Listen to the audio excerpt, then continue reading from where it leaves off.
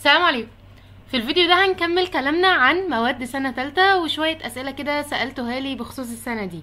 طبعا الفيديو ده تكملة للفيديو اللي فات اللي اتكلمنا فيه عن سنة تالتة هي صعبة ولا سهلة، وبدأنا فيه بأول مادة عن البارة ونصحنا فيها كده شوية نصايح. فلو انت ما سمعتش الفيديو ده هيظهر لك في الاي، روح اسمعه وتعالى كمل معانا رحلة سنة تالتة.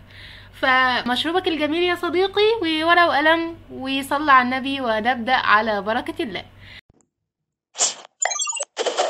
اول حاجه هنتكلم عنها في الفيديو ده هي البكتيريولوجي. طيب من اسم الماده كده بكتيريا، يبقى الماده بتتكلم عن بكتيريا. صراحه مش حابه اصدمك، بس هي مش بكتيريا بس، هي بتتكلم عن بكتيريا ومناعه وفطريات. يعني القسم هتلاقي اسمه كده، قسم البكتيريا والمناعه والفطريات. طيب في الترم الاول هتبدا تدرس البكتيريا از جنرال، هتاخد 3 اجزاء. هتاخد البكتيريا كجنرال عام، هتمسك بقى البكتيريا يقعد يقول لك مكوناتها ايه، لا ده فيها سيلور، ده لا فيها فلاجيلا، وهتقعد يعني تاخد البكتيريا بشكل عام. بعد كده ان شاء الله هتبدا تاخد شابتر الاميونيتي، وده شابتر لذيذ جدا. وبعدها تبدا تاخد كده كام محاضره في الاخر عن الفطريات اللي هي الفنجاي. تمام. طيب ده بالنسبه للترم الاول، واحب ابشرك الترم الاول مريح وسهل جدا بجد. الترم التاني بقى هو اللي فيه مشكله شويه، لانك هتبدا تاخد عائلات البكتيريا، هتمسك بقى كل عيله وتبدا تاخد خواصها وبتعمل ايه، ونفس بالظبط فكره البارة.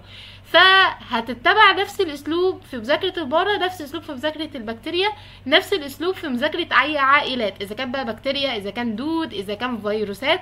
عموما الترم التاني كله عائلات. تمام. فمحتاج برضو يتذاكر اول باول بنفس الطريقه اللي احنا قلنا عليها في البارة اللي اتكلمنا عنها في الفيديو اللي فات. حلو قوي. بالنسبه لي طريقه المذاكره، فاهم حاجه عندنا يا جماعه في البكتيريا بالذات في قسم المنصوره، البكتيريا ماده مختلفه شويه، لان منهج العملي مختلف عن منهج النظري. ده اولا، يعني انت هتذاكر حاجه وحاجه. الحاجه التانية كمان ان المحاضرات اللي بتتشرح في الكليه حاجه، والمحاضرات اللي هتنزل لك على المنصه حاجه تانية خالص. يعني انت هتذاكر منهجين، اذا كان في النظري واذا كان في العملي. ركز معايا عشان تبقى فاهم الكلام ده، لان يعني كلنا بنيجي في اخر السنه نتصدم بيه. تمام. طيب بالنسبه للنظري، بصوا يا دكاتره، احنا بالنسبه عندنا قسم الكليه في جامعه المنصوره، فهتبدا تاخد محاضرات عادي جدا في الكليه مع دكتور امل ودكتور رشا. وبالمناسبه دكتور امل من اكتر الدكاتره اللزاز في الكليه وهتحبها جدا، والقسم مريح. هو البكتيريا كماده تقيله ولكن القسم بيسهلها، فيا ريت ما تزعلوهاش كده وتحضروا كده معاها، وعشان السنه تمشي معاكم زي الفل. تمام. طيب بالنسبه بقى للبكتيريا، فانت هتبدا تدرس محاضرات البكتيريا اللي هي الجنرال في المدرج، لكن المنصه هيبدا ينزل لك محاضرات الاميونيتي المناعه ومحاضرات الفنجاي. فاحنا كلنا بنقعد كلنا كده كطلبه بنقعد نذاكر الجنرال بكتيريولوجي اللي دكتور امل ودكتور رشا بيشرحوا في المحاضرات، وننسى خالص بقى محتوى المنصه، ننسى المناعه وننسى الفنجاي وننسى الحوارات دي كلها.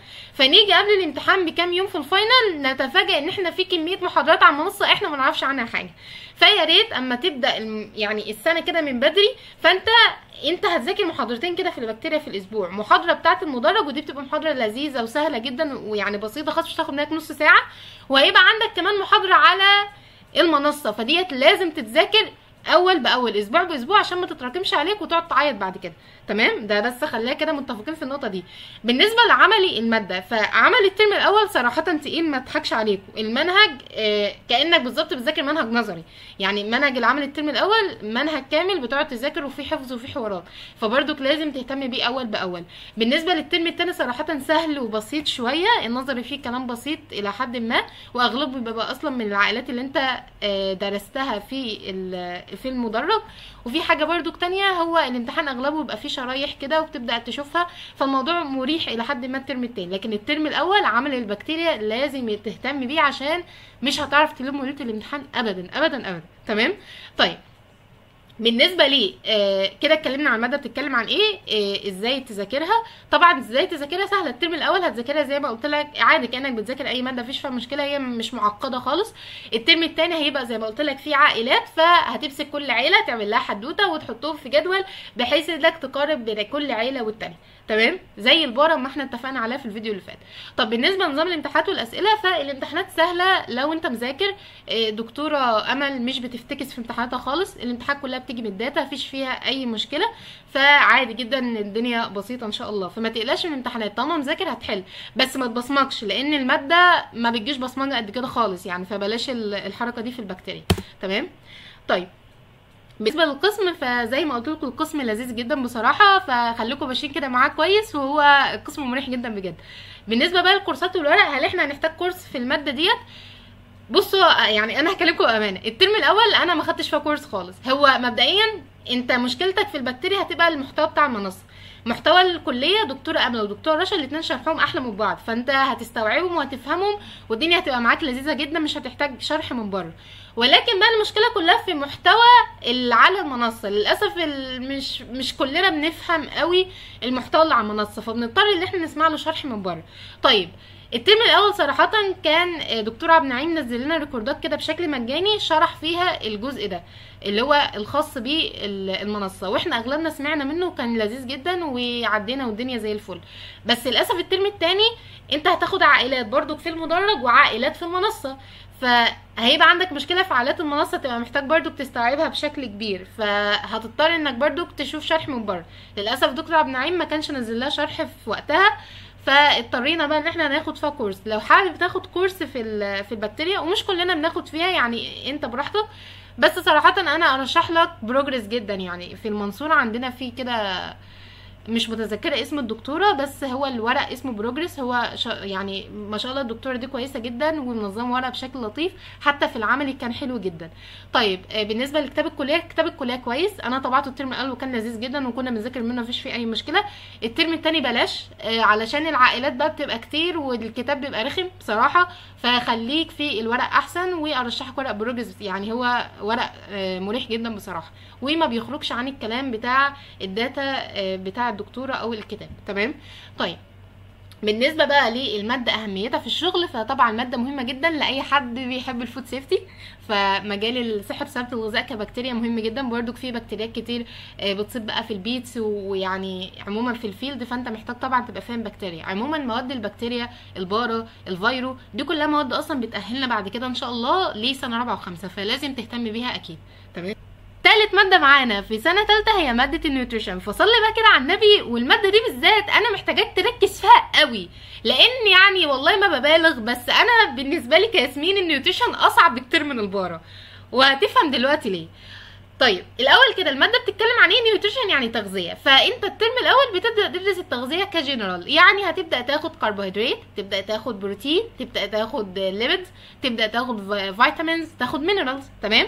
ده كمحتوى ترم اول، فبتاخد عناصر الغذاء عادي جدا وبتبدا تدرسه بشكل جنرال. يعني هي الماده متعلقه شويه بالبايو، فاللي فاهم بايو شويه هتبقى يعني ايه مساعداه او خدماه في النيوتريشن. طب بالنسبه بقى ان شاء الله للترم الثاني، فبتبدا بقى تمسك كل حيوان وتغذيه. يعني انت هتبقى شابتر مثلا تقعد تمسك البقره وتقعد تغذي فيها، الشابتر التاني اللي بعده لا، هو انت يعني تغذي البقره وتسيب عيالها، فتبدا تمسك العجل الصغير وتبدا تغذيه. بعد كده مثلا شابتر يقول لك ده تعالى نغذي الخروف بقى والمعزه. طب شابتر تاني طب ما تيجي بقى نغذي الارانب. شابتر ما اعرفش كذا طب ما نغذي الفراخ، وهكذا. فانت هتقعد بقى الترم التاني تمسك كل حيوان تغذيه، فانت هتنسى تغذي نفسك وتقعد تغذي في الحيوانات. فالماده ايه بقى مشكلتها؟ يعني انت كده عرفت عموما الماده بتتكلم عن ايه. طيب ايه هي طريقه مذاكرتها، وايه بقى المشاكل اللي انت هتقابلها في الماده وازاي تحلها؟ بصوا يا دكاتره، الماده مشكلتها انها كبيره جدا. طب ما ياسمين، طب ما اغلب المواد اللي انت قلتها كبيره. المشكله مش في كده، المشكله انها دش كتير كتير كتير كتير وفيها ارقام. انا مش بخوفك، بس انا بقول لك الحقيقه علشان ما تتخضش وما تتصدمش، لان كلنا بنركز في البار قوي عشان المواد صعبه وعامله حوارات كبيره، مع انها والله مش حاسه انها تستاهل الضجه ديت. المفروض النيوتريشن تبقى اصعب بصراحه من وجهه نظري، يعني لان النيوتريشن يا شباب كلها ارقام وكلها ما بتعرفش تتبصمج بقى. يعني شغل انك تعمل افتكاسات بقى ونكت وتحشيشات فيها صعبه شويه. ليه؟ علشان الارقام كتير، شبه السلوكيات. لو انت فاكر السلوكيات كان فيها ارقام كتير فكانت رخمه، فبرضه النيوتريشن فيها ارقام كتير، فمحتاج تبقى مركز فيها لانها بتتسال في الامتحان. طيب الماده داش، طب ما هتقول لي ياسمين طب ما نبصمجه، يعني هنحفظ كلمتين وهندخل نحل وخلاص. المشكله برضو مش في كده، المشكله ان امتحان الماده ديت مش معتمد على الحفظ، هو عاوزك تبقى حافظ الماده وتبقى فاهم الماده ومربط الماده كلها ببعض. هي دي بقى المشكله. فانت محتاج تبقى كل محاضره فاهمها كويس جدا، فهم عميق، وفي نفس الوقت حافظها وبقى تعرف بقى يعني اما يجي السؤال كده في الامتحان تبقى عارف السؤال ده في انهي حته بالظبط، لانك انت الماده طويله فانت هتبدا تتوه، هتبدا يا لهوي الحته دي كانت فين، فانت محتاج تبقى بتراجع بشكل مستمر عشان تعرف انك تحل الامتحان كويس. فنصيحتي ليكم الماده دي محتاجه فهم كويس وحفظ كويس. البصمجه ابعد عنها، ابعد عنها في النيوتريشن، مش دايما موفقه البصمجه يعني، لا ماده زي دي بالذات محتاج تتذاكر، خصوصا القسم بتاعها امتحانات واوقات بيحب يفتكس فيها شويه.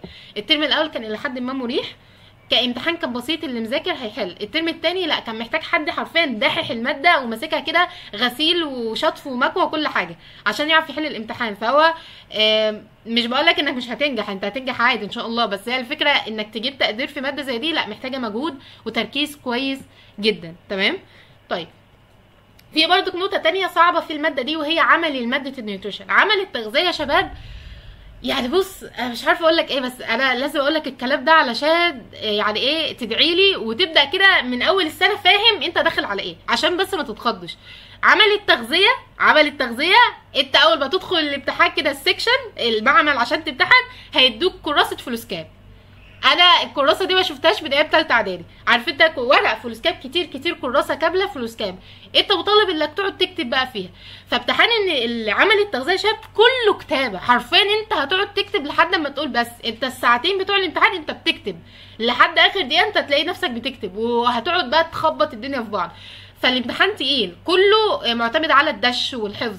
السؤال مثلا يسالك سؤال معين فعاوزك تجاوبه في صفحه، فمحتاج حد بالاخر. النيوتريشن دي بتسلك مع الناس الدحيحه اللي بتقعد تحفظ كتير، شغل ثانويه عامه نظام قديم كده عارفه بتاع بقى التعبير المقالي والحاجات، هي كده نفس الفكره بالظبط. فالعملي برضو ما بتلمش ابدا ليله الامتحان، ارجوك ما تغلطش غلطتي، انا تعبت جدا في العملي عشان انا كنت براكمه. ما تغلطش غلطه ياسمين وتراكم العمل بتاع التغذيه، لان محتاج السكشن بتاع التغذيه يتذاكر اسبوع باسبوع، تسمعه وتبدا تكتب بايديك. حاول ارجوك وانت بتذاكر بالذات عمل التغذيه تكتب بايديك، وتحاول تفهم الكلام ويعني تصيغه كده بدماغك او بطريقه تفكيرك، عشان انت هتكتب ده في الامتحان. انت مش هتسال MCQ ولا هتتسال كومبليت، انت كله كتابه. حتى اسئله الكومبليت لا، هم قايلين لك انه كومبليت لكن هو مش كومبليت ولا حاجه، انت حرفيا النقطه بتقعد تكتب فيها 3 4 5 سطور، فلا، فمحتاج تركز قوي قوي في عمل التغذيه ارجوك يعني. والترم الثاني صراحه كان بالنسبه لي مريح شويه عن الترم الاول في العملي، لان الترم الثاني كان فيه منه جزء كبير مسائل، فالمسائل بالنسبه لي كانت مريحه اكتر واحسن من الحفظ. انت اول 4 سكاشن بس بتقعد تحفظ فيهم شويه حاجات، بيجي لك اسئله انت عارفها وبتقعد تكتبها، بقيه السكاشن كلها بتبقى اسئله، بتبقى بقى مسائل بقى شغل مسائل ورياضه وكده. فيعني الى حد ما كانت بالنسبه لي مريحه اكتر. برضو الموضوع بيختلف من شخص للتاني، انت لو بتحب تحفظ اكتر فيعني هتلاقي نفسك بتحب السكاشن النظري، بتحب تشغل دماغك وتحل رياضه وكده، فهتلاقي نفسك سالك في المسائل. فعموما بقى انت ايا كان نوعك ايه، فالمهم تبقى فاهم انت داخل عليه. تمام. طيب كده اتكلمنا عن الماده وطريقه المذاكره ونظام الامتحانات والاسئله. طيب تعالى بقى نتكلم عن القسم ونتكلم عن الكورسات والورق والحاجات دي كلها.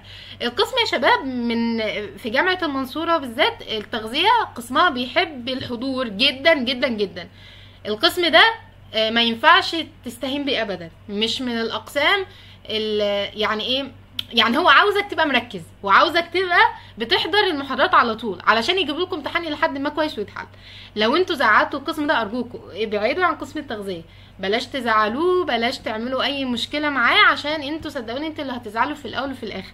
فخلوك كده محترمين وكويسين واحضروا محاضرات التغذيه بالذات محاضرات التغذيه لازم تتحضر لمصلحتكم.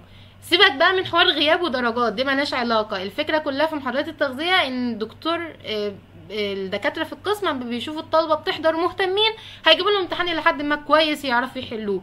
لقوا الدفعه مقصره، الدفعه مش مهتمه، الدفعه ما بتحضرش، انتوا اللي هتزعلوا في الاخر. فانا يعني ايه، اللهم بلغت اللهم فشل. تمام.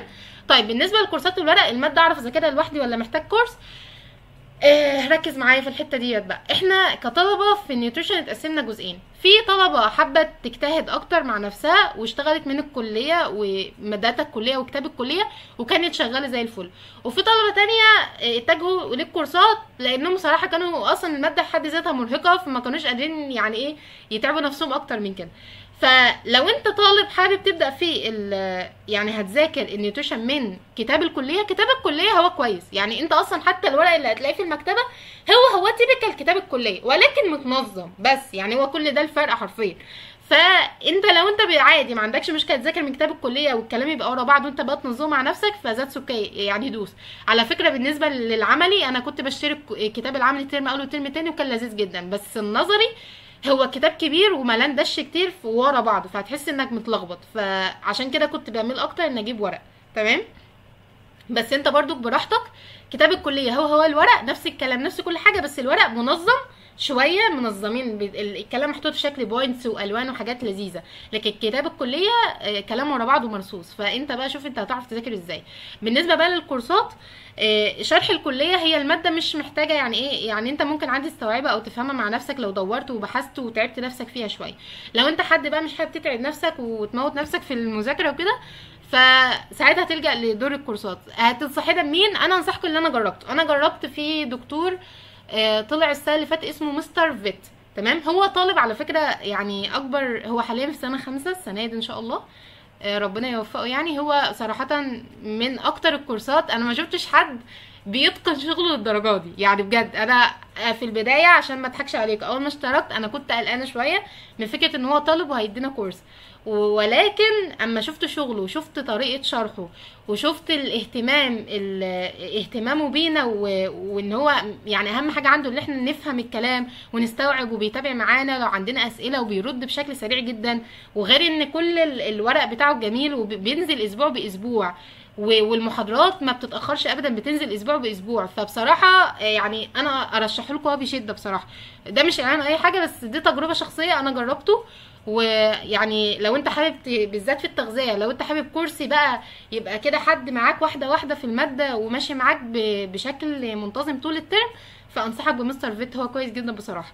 بالنسبه للماده اهميتها في الشغل، الماده مهمه جدا طبعا بالذات الناس اللي تشتغل في الفيلد، لان انت بتتكلم عن تغذيه حيوان، فهي لا مهمه. هتاخد فيتامينز. انا صراحه من الشبات اللي كانت بالنسبه لي بحبها في فيتامينز، لانها يعني بحب الفيتامينات شويه والمينرالز وكده. بس انت عموما هتبدا تدرس حاجات في الحيوانات وهتتعلم. واللي كان حاجه حلوه قوي في مستر فيت وهو بيشرح، ان هو كان بيورينا شكل الحاله، يعني مثلا نقص فيتامين كذا فيعمل لي حاله اسمها كذا، فيبدا يورينا مثلا يجيب لنا فيديو للحيوان هو عنده نفس المشكله الكيس دي، فنبدا الصوره تتربط في دماغنا، فاهميني؟